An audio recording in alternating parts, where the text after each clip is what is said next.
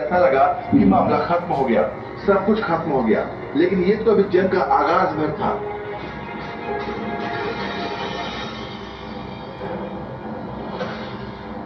सांप के हमले के बाद विजय पेड़ की डाली से झूलता हुआ नीचे की तरफ आ गया, लेकिन उसने डाली की पकड़ नहीं छोड़ी। इधर सांप भी अब नीचे की तरफ आकर मोर्चा संभाल चुका था। दोनों एक बार फिर आमने सामने आ चुके थे और सांप एक बार फिर विजय पर अटैक करने की पोजीशन में था और उससे मौका मिलते ही विजय पर एक जोरदार अटैक किया। महज 7 सेकंड के अंदर सांप ने दूसरी बार विजय पर अटैक किया था। विजय ने देखा कि सांप अब उस पर तीसरी बार अटैक करने की इरादे से आगे बढ़ रहा है। विजय अब पेड़ की डाली पर ऊपर की तरफ आ गया, लेकिन एक झटके में ही पलटते हुए सांप ने विजय पर तीसरा अटैक कर दिया।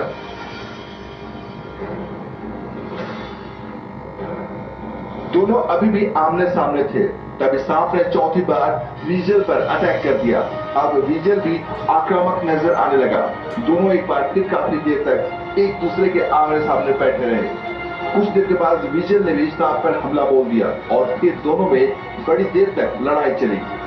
विजय भी लगातार सांप पर अटैक कर रहा था और सांप भी पलटवार कर रहा था। विजय ने अपनी लंबी पूंछ से पेड़ की डाली को पकड़ रखा था।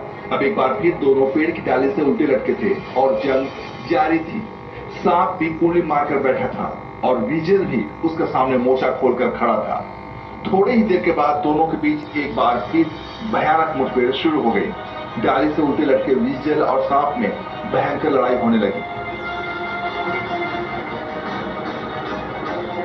और फिर जब थक गए तब पोजीशन लिए एक दूसरे के सामने बैठ गए, लेकिन हटने को कोई तैयार नहीं।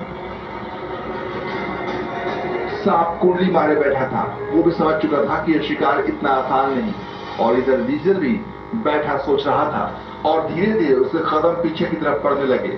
सांप उसकी हर हरकत पर नजर रख रहा था और विजय वहां से मैदान छोड़कर पीछे हटने लगा और कुछ देर के बाद विजय मैदान छोड़कर भाग खड़ा हुआ।